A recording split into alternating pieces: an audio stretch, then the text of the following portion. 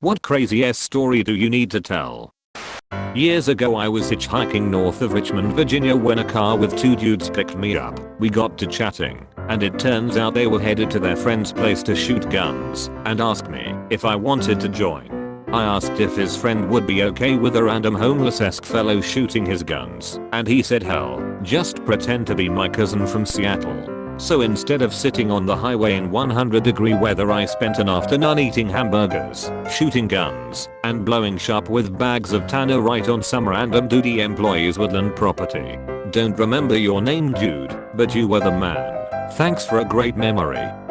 When I was learning to fly at a sketchy flight school, I was doing a pre-flight check flight. Close to the end of the program, I was doing the run-up in a Cessna when I smelt something. Do you smell that? Smells like gas, I say. Instructor shrugs. Annoyed, I open the door, and there is a spreading puddle of that gas under the plane. Shh. The instructor panics, stay in the plane, I'll get help, and runs off. As soon as I got the engine off, I noped out of there and watched the plane dump all its fuel on the runway. They kindly gave me another plane and instructor. They fixed their plane, and a month later, I read about the same plane crashing due to fuel issues. One fatality, no significant repercussions for company. A little while back, my roommate was contacted by a wealthy man in the area who wanted to pay her to be his live-in pet for an entire month. She thought that this was a cute easy way of saying that it was a sugar daddy baby arrangement. Turns out what they actually meant was that she would be given room, board and a very healthy allowance to spend a large portion of her day dressed as a cat, walking on her hands and knees, eating out of a bowl, using a litter box, and, yes, sleeping in a little cage at night. Sex wasn't even on the table. He was only interested in having a human cat for a month. She seriously considered the offer for a weekend, and politely declined. My dad went to secondary school with John Lennon and was a couple years older than him. Dad was known for playing the drums and being quite musical, and one day John asks him whether he'd like to be the drummer in a band he's forming. Dad was keen, but my granny said he needed to prioritize studying, and so he didn't join. The band formed and were called the Quarrymen, and I think a guy called Colin was the drummer instead of Dad, who I believe was later replaced by Pete Best and then Ringo as they changed to the Silver Beatles and then the Beatles. I like to imagine that in an alternative universe my dad said yes, and that was history. I don't even mind that I wouldn't have been born if this had been the outcome. He really deserved to have had that lifetime. Nothing super amazing, but I'm adopted. I have nothing to do with my biological family save for a half-brother who I reconnected with last year. We are friends on Facebook. About a year and a half ago I spent 6 months as a pizza delivery driver. While there I met a man, probably in his 50s or so. We got along. He was a driver, just for something to do. Since he's retired now, I quit the job 6 months in, but a couple months ago I came back, and the guy is still there. A week ago my brother tags me on Facebook, as well as my co-worker. A few days later I ask my co-worker how he knows my brother. After a misunderstanding, my brother has the same name as his father, so when I asked, he thought I was talking about my brother's father. We found out that the co-worker is actually my uncle by marriage, or he was married to my bio mom's sister for some 20 years, until their divorce a couple years ago. The guy used to babysit me when I was a baby, and has pictures of my brother and bio mom that he gave me. He's currently looking for baby pictures of me because I don't have any from before I was adopted. My mom and dad would be super happy if he can find them. When I was like 8 I was running to catch up with my parents as we were walking down our street. I came to an intersection right as a car pulled up. At the exact moment he stopped, I f'd up and tripped. Rather than each, though, I somehow managed to do a perfect front roll and keep running in one smooth motion. From his perspective, this dumbass kid ran in front of his car, did some fucking weird ninja and kept running without looking back. It's the only even remotely cool thing I've ever done in my life, and he was the only witness.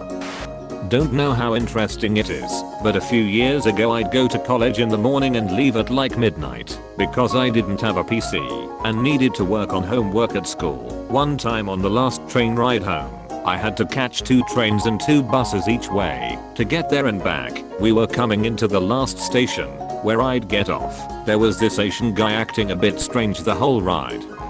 He gets up and stands in the middle of the car, and as the train brakes coming into the station he falls flat on his face from a full standing position, lays there until the train stops, stands up, dusts himself off, and walks out of the open doors like nothing happened. I saw this guy doing it like 5 other separate times, and since I was used to it at that point I enjoyed looking out for the TID riders' reactions.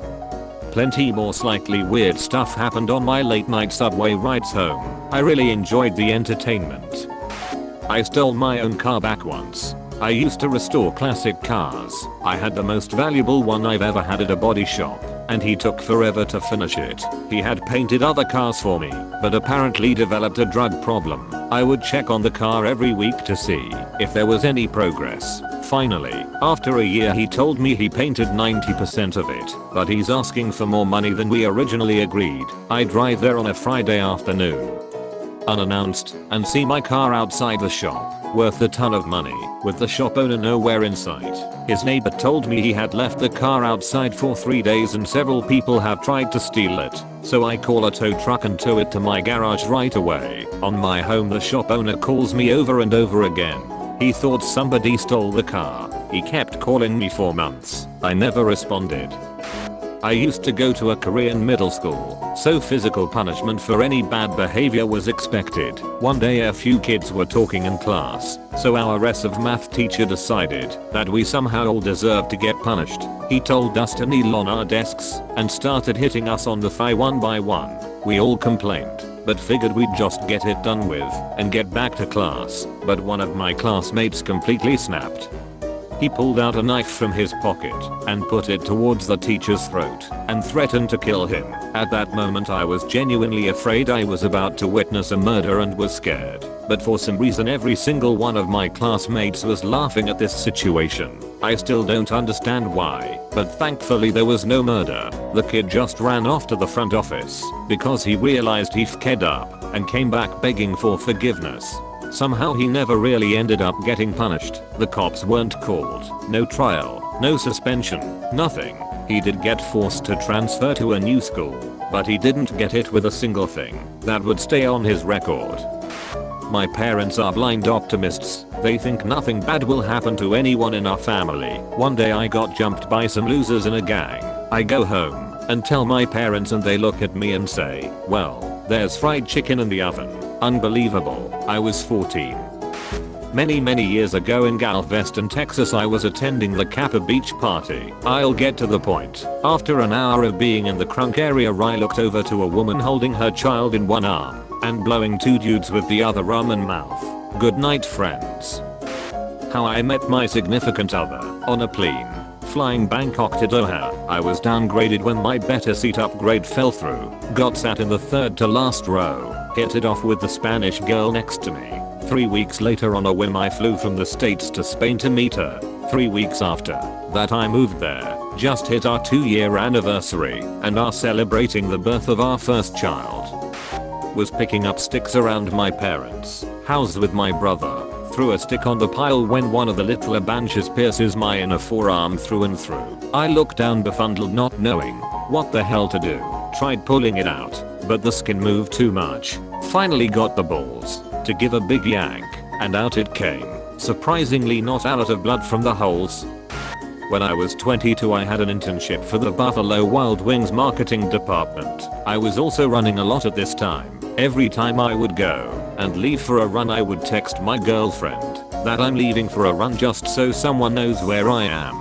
I get a text from her mid-run asking for a special picture. When I get back, I agree. Then I get a text from my female boss making sure I sent out some paperwork, which I did. I get home, and I don't even want to take this stupid fucking picture. I just want to shower, but I get butt-ass naked and take a bathroom mirror selfie for my head to kneecap and send it with a kiss face emoji. An hour later I get a text from my girlfriend that says, did you forget my special picture?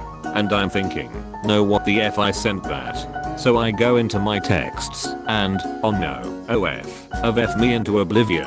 No, I sent the nude to my boss. My heart sank straight into hell. I immediately try to do damage control and say it was not meant for her and that I'm so sorry. I even screenshotted the convo from my girlfriend to show it was a mistake. No response. Went into the office the next day and was called into HR, where I was fired. I had a great gig going.